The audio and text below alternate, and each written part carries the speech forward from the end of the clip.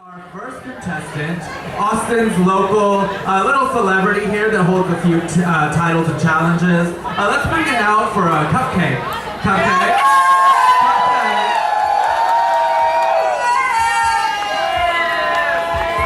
Yes, this is Cupcake.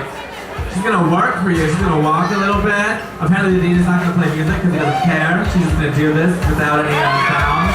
Yes. Ooh, okay. Go, Cupcake. So Cupcake, do you want to go ahead and give your first speech now? Give it up for Cupcake. She's going to give a short speech for y'all. Judges, are you ready to hear what Cupcake has to say? All right, Elysium. First of all, hi, my name is Cupcake. Hi. So what we were told to do right now is give a sort of a platform speech about the controversies that Poo Poo Platter has faced. So I'm going to start off with a quote from the always prolific Christine Vale. Yes, fuck yes.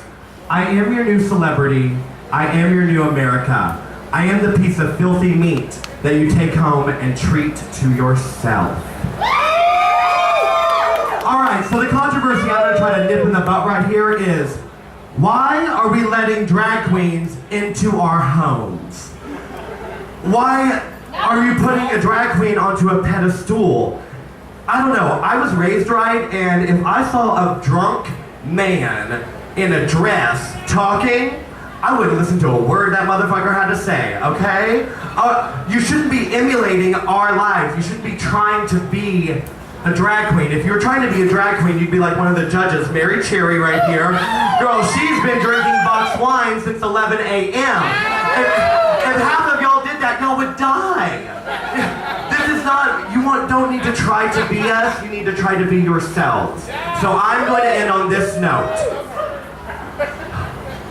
The most beautiful thing that you can be is alone and happy. Do not expect anything from anyone. Do not blame your problems on anyone else. Okay? That is the most powerful, the most intimidating, and the most terrifying thing you can ever be. Wow.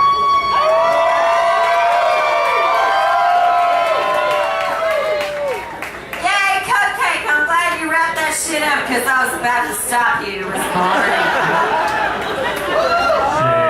Oh shit, yeah. Okay, yeah, I don't have no shame. I'm on cold. So, alright, next up, we got Postmodern Sleeves. That's PMS for y'all. From Houston, Texas. Give it up for PMS. Come on. Woo! Look at that. To Madonna. Woo! Picture and visual media. Postmodern Sleeves. The Native American from the Four Corners Reservation. That means she's legit, y'all. Legit. Legit Native American. Member of the D-Day tribe. Born into the Taranals and the Black Oak lands. You don't get no more real than that. Alright, so at the age of 18, Postmodern Sleeves left their reservation to become a transsexual hooker. Woo! Sarah Palin's having a fit about that. Alright, chooses to immerse herself in the white man's life while never letting go of the strong root, background, and context provided by her culture. That's right. If you're gonna be a hooker, you might as well be a hooker for a cause. Right. Yeah. Being endowed with a very profound visual artistic awareness, Postmodern Sleeves eventually felt more comfortable by expressing her artistic paradigms through visual art, which includes drag, I believe. So, give it up for Postmodern Sleeves! Hello, Poo Poo Platter. I want to thank each and every one of you for being out here tonight and the committee for allowing me to grace your stage. So, about a year ago, I saw my first Poo Poo Platter show, and about a couple of weeks after that, I read an article that Poo Poo Platter had been ousted from a New Orleans party because of their racist antics. Well, that same LGBT community, the committee, is fucking hypocritical. Very so often do they represent the T in the community. And do you know what the T stands for?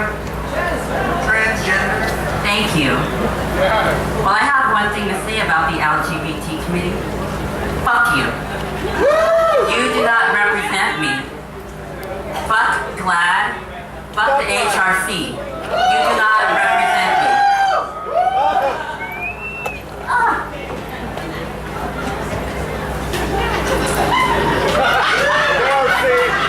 I'll take it from you, baby. Thank you. Okay, so secondly, the Poo Poo Platter, in my opinion, is it's the punk movement. It's a platform for the punk movement. So, you know, if they're here for us, then we might as well be queer out there and representing everything underground. And as a transgendered Navajo woman, I just think it's about time that Poo Poo Platter, they have Latinos, they have Caucasians, they have women of color, that they bring on a Navajo transgendered woman who does not give two fucks if you call me a tranny. I do not care if you call me a fucking tranny, because you know what? That's just a fucking word. Oh my god. She just dropped the T-bombs, but she also just talked about something that I do feel is really important. If anybody actually knows and supports Poo Poo Platter, and thank you for those who have, anybody that actually knows our goals as a troupe, we've worked very hard to be inclusive of a lot of different types of people in the queer community. As a person who has lived through a lot of struggles, I thank everyone, not just our performers and our guests and the people coming up tonight, but thank you all for your support. So we're gonna keep carrying on, and we're gonna bring out our next contestant. Are y'all ready for our next contestant? You ready? Let's go ahead and call out Jinxie Deviate. Yes! Love Jinxie. Jinxie Deviate was spawned when the bass dropped. When the bass dropped. When the bass dropped. She spent the majority of her life around the subwoofer, probably doing drugs like ketamine or cocaine, who knows. It's the 90s, we forget that shit sometimes. She was also raised by a wild pack of Houston drag queens and club kids. That pretty much sums it up for itself. I mean, it's Houston and it's fucking club kids. I bet this bitch can tell you with a hilt stiletto. She now spends her time designing clothing for all three genders and raising her pack and being fabulous. She is a glory, wonderful woman. Thank you, Jinxie. Ooh, do you wanna give us a little speech? What are you gonna talk to us about? Hi, everybody. And I just want to say that when I was a little girl, I ended up being homeless at the age of 14 in Houston, in the north side. And the only people that actually took me in were these group of drag queens and club kids. They gave me the love and support that I didn't even get from my parents, who were too busy getting fucked up every night. So I really, as an homage to them, I decided to do this competition because there were so many that I lost around that time because AIDS was kind of a new thing, and I saw a lot of my friends die from the disease because of the lack of education, the lack of acceptance, and the lack of love and support that was given to me. So that's why I'm here tonight. Yes, breaking it down. Oh yeah, Oh. breaking it down, girl. Yes. All right, next up, moving right along, we got our next Ooh, who is it? Katana Kush. Oh, Come on out, Katana. Katana Kush.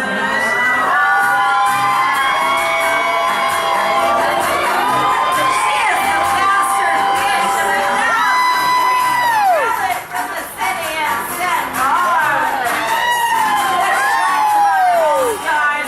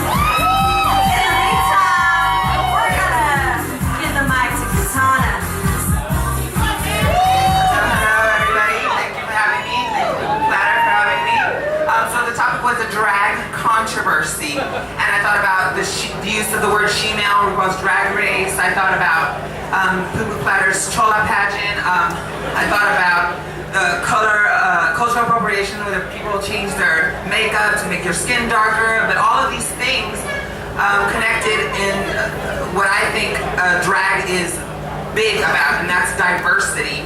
And diversity is very important, and it's something that everybody needs to accept and realize that all drag performers, all people in general are different, and they're gonna say things that you don't like, they're gonna do things that you don't like.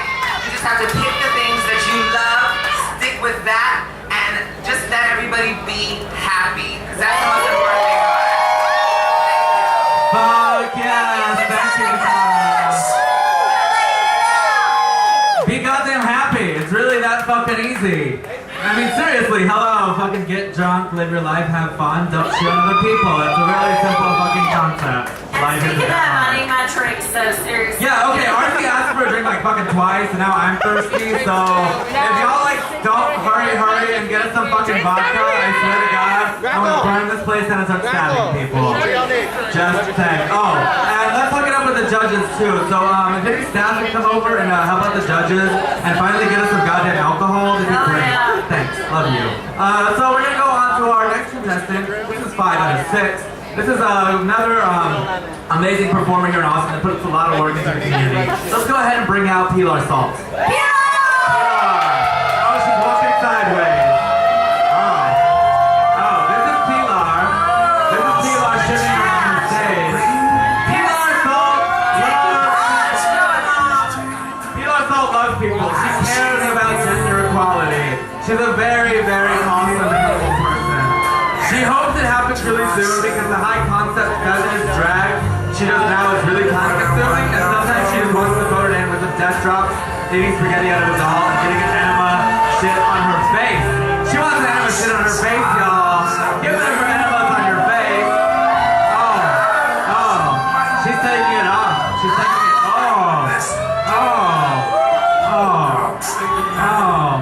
But she loves you.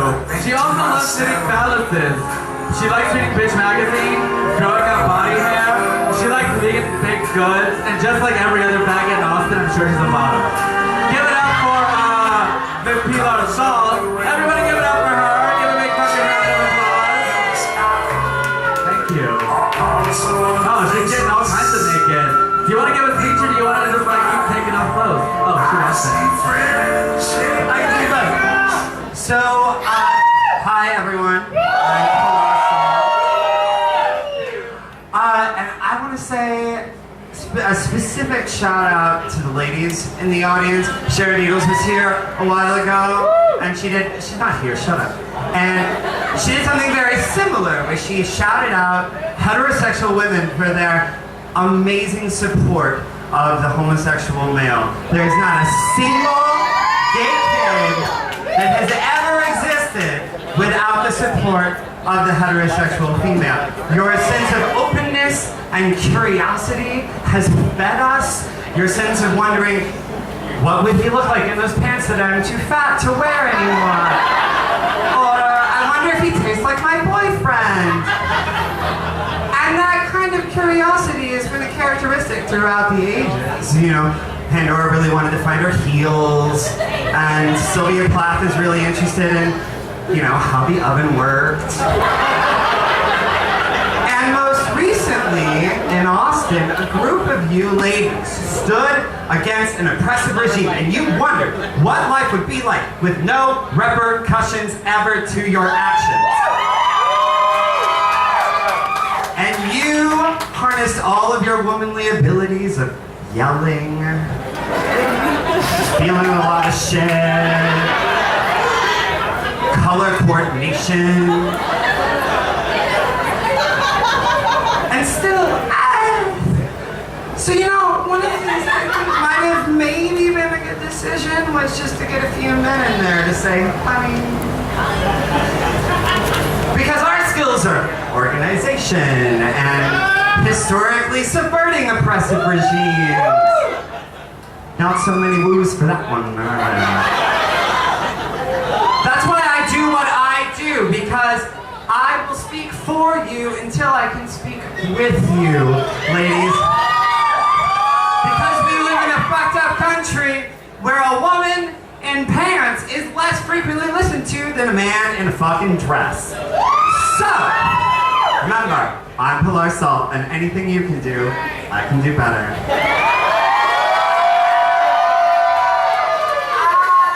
She'll do it better, girl. You might have to go to the doctor, but she'll do it better. All right, RC. So what do we got going on here? Oh, we got our last queen. Come on out to make y'all winners. Come on, Zane Zena. You know you want it.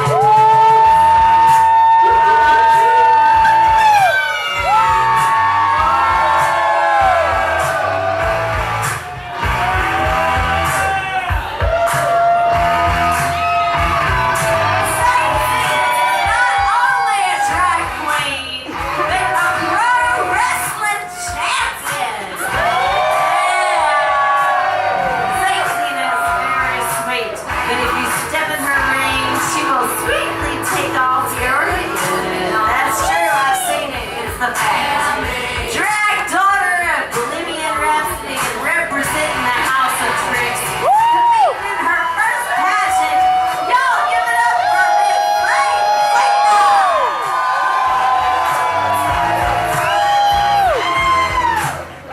How the fuck y'all doing, Austin, Texas? I am Zane Zena. Thank you all so much for coming out. You heard correctly. I am a drag queen. I am also a professional wrestler, ladies and gentlemen. Professional wrestler. Yes, what you see John Cena do on TV, I do exactly that here in Austin, Texas, and all over Texas. How many of you know who John Cena is? Yeah, fuck that guy. Fuck him. I mean, that motherfucker wrestles in jean shorts, ladies and gentlemen, and I'm not talking about Stone Cold Steve Austin cut off tight jean shorts where you can see that ass wrestling all night. No, ladies and gentlemen, he wrestles in jean shorts that 7-year-olds wear, ladies and gentlemen.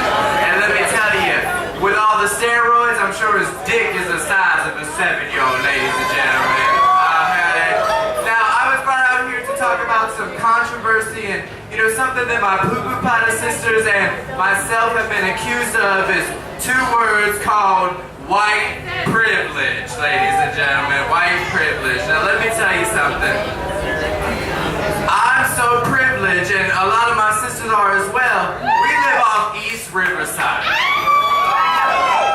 many of you know where East Riverside is? I live behind the fucking bingo hall. That's how privileged I am, ladies and gentlemen. I live behind the fucking bingo hall, okay? And let me tell you something. There is nothing that I'm more privileged in my life. It has nothing to do with the color of my fucking skin.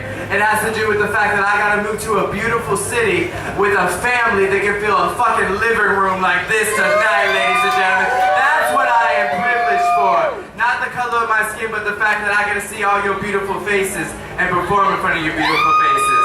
Now, ladies and gentlemen, I became a women's champion in pro wrestling. That was my dream as a little girl, and I made it come true. And tonight, I'm gonna make the dream come true and make it a reality. I'm performing in Bushwick, in Brooklyn, New York, ladies and gentlemen. Oh, yes, dang. Everyone got a drink, and the judges got a drink, artists got a drink, and I ain't got shit. I got dry hands, I got no liquor.